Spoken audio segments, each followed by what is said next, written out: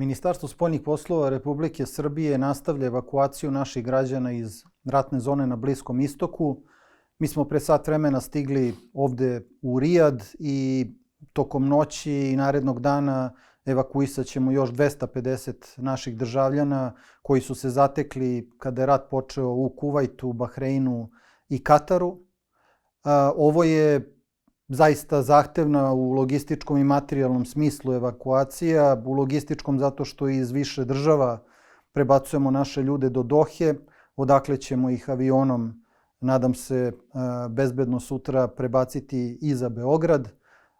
U materijalnom smislu zahtevna evakuacija iz razloga što avion Air Srbije nije mogao da leti u ovu zonu na Bliskom istoku zato što više nije moguće obezbediti osiguranje za evropske aviokompanije da lete ovamo. Međutim, Vlada Republike Srbije je zakupila čarter let kompanije Qatar Airways koji će sutra iz Dohe, kao što rekoh, prebaciti oko 250 naših državljana. Država Srbija brine o svojim građanima. Ovo je, kao što rekoh, i finansijski zahtevna operacija, međutim, Vlada Republike Srbije naravno živote i bezbednost naših građana uvek stavlja na prvo mesto i tretira kao apsolutni prioritet. Nas čeka tokom noći 5 do 6 sati vožnje kroz Saudijsku pustinju.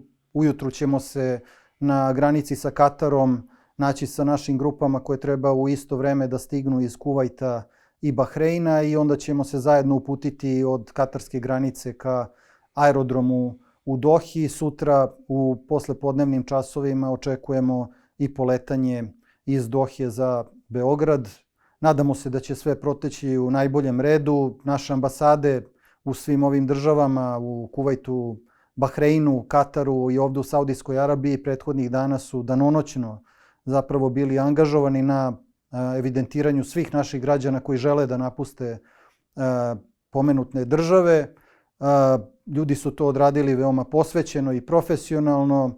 Čestitam na tome i svim našim zaposlenima u diplomatsko-konzularnim predstavništvima ovde na Bliskom istoku.